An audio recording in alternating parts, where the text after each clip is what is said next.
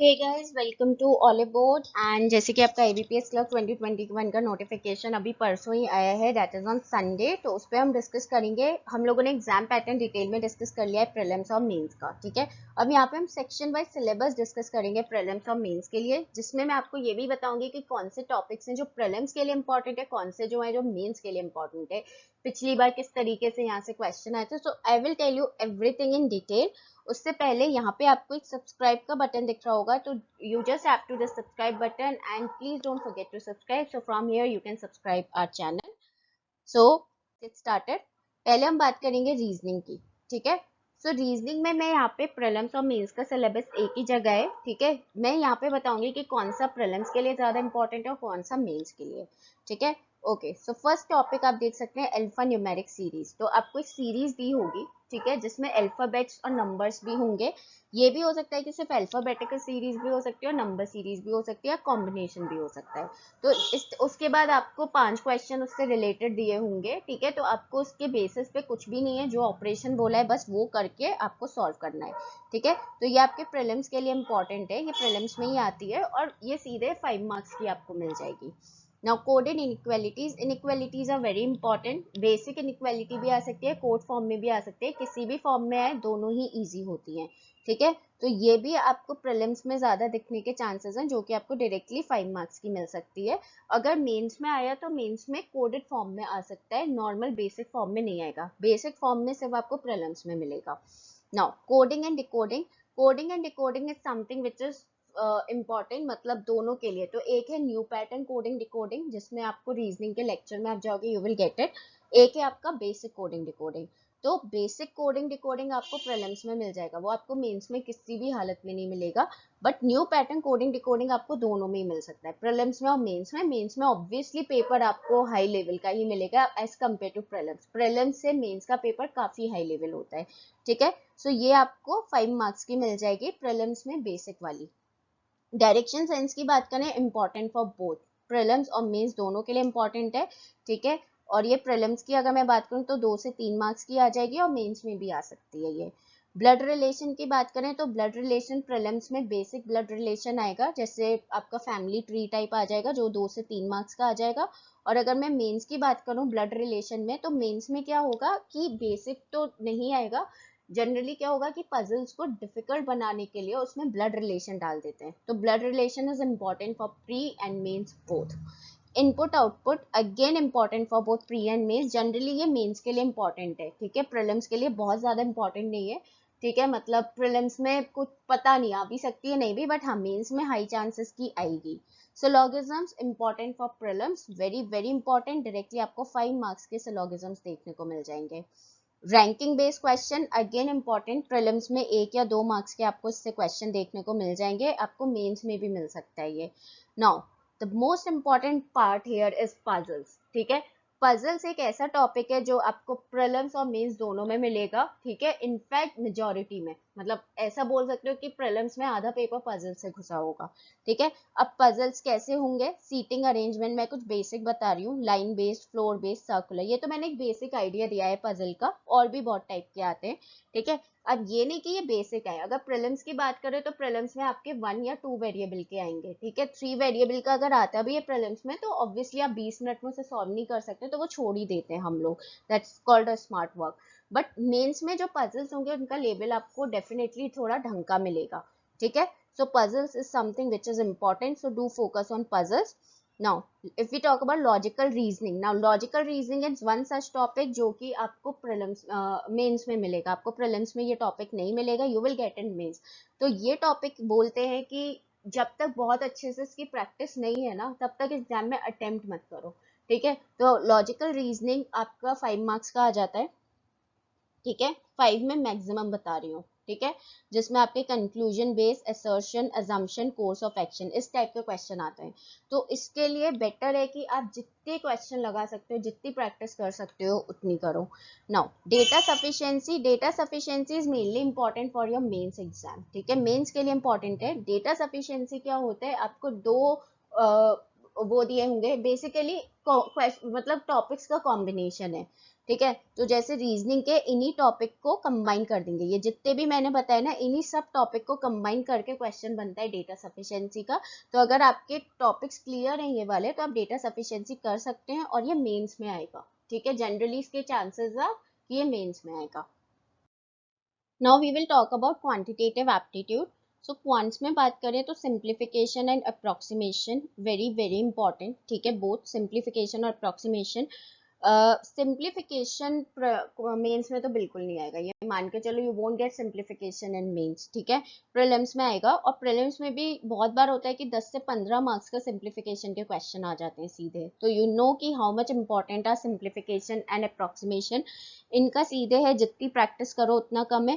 Practice करोगे तो आपको खुद ही चीजें रट जाएंगी, you know, square, cube root, ये आपको खुद ही रट जाएगा। Now we will talk about quadratic. Quadratic is one such topic which is very important for your prelims. Directly 5 marks का आपको मिल जाएगा।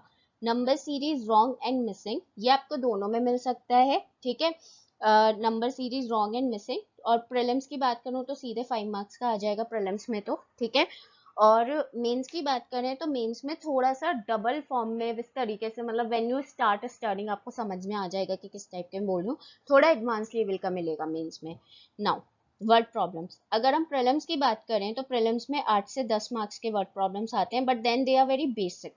बहुत बेसिक वर्ड प्रॉब्लम्स होते हैं वो। ठीक है, मतलब बहुत ज्यादा उनमें इक्का दुक्का होंगे ऐसे जिसमें आपको थोड़ा सा ट्रिकी होंगे, अदरवाइज बहुत बेसिक वर्ड प्रॉब्लम्स आते हैं कि आपके बेसिक कॉन्सेप्ट क्लियर है तो आप इजीली कर सकते हो। तो जैसे कि प्रॉफिट एंड लॉस से एक क्वेश्चन आते ही आता है। Percentage very important because that will help in your data interpretation. Average से क्वेश्चन आता ही आता है, एवरेज में आपके वो वाले क्वेश्चन आ जाते हैं, एज वाले जो होते हैं। टाइम एंड वर्क से फॉर श्योर क्वेश्चन आना है, टाइम एंड स्पीच से फॉर श्योर आना है, मेंसुरेशन से एक आता है, रेशियो से आ जाता है, सिंपल एंड कंपाउंड इंटरेस्ट से एक आ जाता है, मिक्सचर एलिगेशन से भी आ सकता है, प्रोबेबिलिटी से बहुत बेसिक क्वेश्चन आता है, very basic. Permutation and combination का कुछ बोल नहीं सकते, मतलब कांट से मच, आप छोड़ सकते हैं इसको चाहो तो। पाइप एंड सिस्टम से आ जाता है, पार्टनरशिप से भी एक क्वेश्चन आता है। तो ऐसे आपके 8 से 10 क्वेश्चन बन जाते हैं। अब यहाँ पे अगर मैं छोड़ने की बात बोलूँ पर्सनली, तो परम्यूटेशन कॉम्बिनेशन इज समथिंग जो आप छोड़ सकते हो। प्रोबेबिलिटी तभी करो जब आपको लग रहा है कि okay you can do it. Probability easy है, कंसेप्चुअल। ठीक है, अगर कॉन्सेप्ट इसका क्लियर हो गया ना तो प्रोबेबिलिटी इज इजी। ठीक है, अगर मैं मेंस की बात करूं तो जो वर्ड प्रॉब्लम्स हैं वो डेटा इंटरप्रिटेशन में आ सकती है। ऐसा होगा कि जो आपको डीआई दी है उसमें डीआई आपकी एवरेज बेस्ड आ गई, टाइम एंड वर्क बेस्ड आ गई, बोट एंड स्ट्रीम जो टाइम स्पीड एंड डिस्टेंस में आ जाता है, पाइप एंड सिस्टम बेस्ड आ गई, सिंपल कंपाउंड इंटरेस्ट बेस्ड आ गई। सिमिलरली कैसलेट्स में भी इस तरीके के ये चैप्टर आ सकते हैं। तो डीआई आपको ऐसे करके मेंस में मिल सकती है, मतलब नॉर्मल वर्ड प्रॉब्लम भी मिल सकती है और वो डीआई के साथ भी जुड़ी हुई, जैसे पजल्स में ब्लड रिलेशन जुड़ा हुआ मिल सकता है, सिमिलरली यहाँ पर भी। डेटा इंटरप्रिटेशन में लाइन ग्राफ है, पाई चार्ट हो गया, टेबल, मिक्स मतलब 3-4, मतलब 2-3 टाइप के डीआई को मिक्स करके एक डीआई बना दिया। ठीक है, देन कैसलेट्स। कैसलेट्स इज समथिंग जो आपको प्रीलिम्स में मिल सकता है। तो अगर मैं डीआई की बात करूँ तो प्रीलिम्स में आपको 10 से 15 की आपको डीआई देखने को मिल सकती है। ठीक है, मतलब 10 मार्क की डीआई तो डेफिनेटली आपको प्रीलिम्स में मिलेगी, एंड दैट्स टू बेसिक, बहुत इजी और बहुत बेसिक होती है। नाउ डेटा सफिशिएंसी सेम, जैसे मैंने डेटा सफिशिएंसी आपको बहुत मुश्किल है कि प्रीलिम्स में मिलेगा भी तो 1-2 क्वेश्चन मिल जाएगा तो मिल जाएगा, बट ये आपको मेंस में ही देखने को मिलेगा। सो डेटा सफिशिएंसी समथिंग जो आपको मतलब वही जो मैंने अभी रीजनिंग का बताया था कि सारे टॉपिक को कंबाइन करके जो क्वेश्चन बनते हैं वो डेटा सफिशिएंसी से होते हैं। तो अगर ये टॉपिक्स क्लियर हैं तो you can easily do data sufficiency. Now we will talk about our English. ठीक है, इंग्लिश में रीडिंग कॉम्प्रीहेंशन इज समथिंग जो प्रीलिम्स और मेंस दोनों में मिलेगी। प्रीलिम्स में 7 to 8 मार्क्स की मिल सकती है, जिसमें आपके वोकैबुलरी के भी क्वेश्चन होंगे, एंटोनिम्स और सिनोनिम्स के। ठीक है, और मेंस में तो आपको और भी ज्यादा की, मतलब 20 मार्क्स तक की भी देखने को मिल सकती है। Then para jumbles again important prelims और मेंस दोनों के लिए। ठीक है, प्रीलिम्स में बहुत बेसिक वाले आएंगे, आप इजीली सॉल्व कर सकते हो।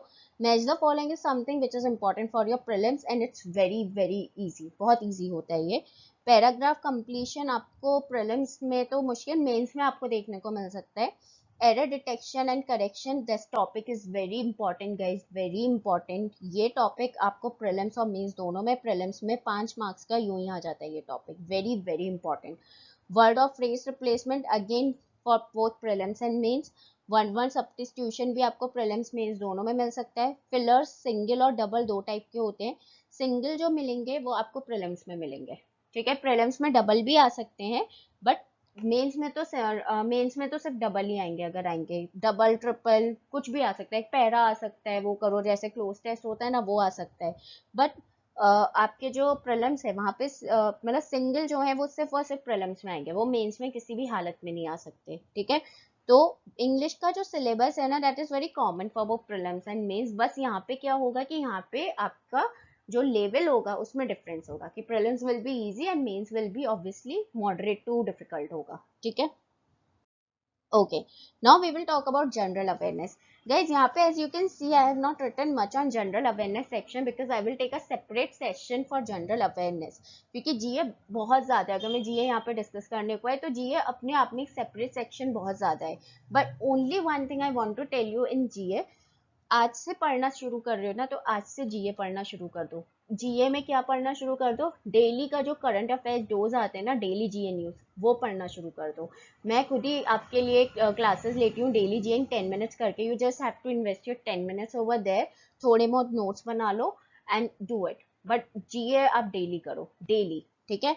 तो जीए यहाँ पे 3 पार्ट्स में डिवाइडेड है: banking awareness, current affairs and static GK. Banking awareness में आपके 2 पार्ट हैं, स्टैटिक और डायनामिक, ठीक है.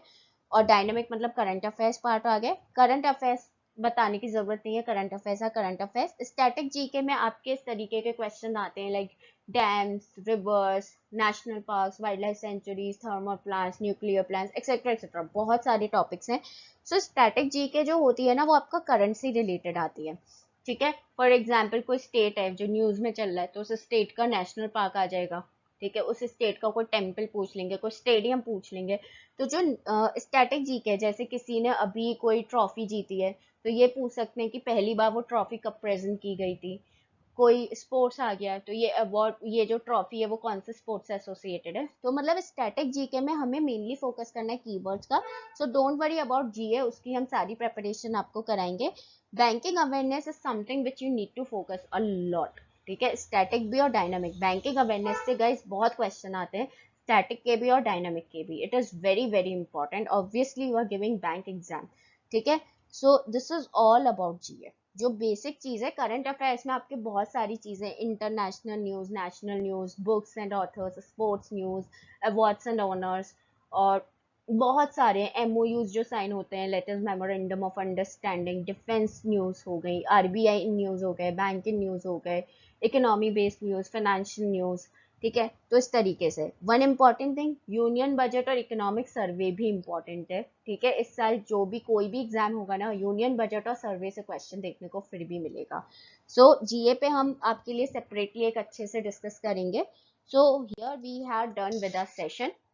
आई होप मैंने आप लोग को ढंग से बता दिया हो. स्टिल यू हैव डाउट्स तो आप उसको कमेंट्स में पूछ सकते हैं अपने डाउट्स को. And again I am saying, यहाँ पे you can see subscribe button, तो यहाँ से आप राइट मोस्ट बॉटम में आप सब्सक्राइब बटन देख सकते हैं. So please do subscribe our channel and hope you people like the video, and if you like it then please hit the like button. Don't forget to share with your friends.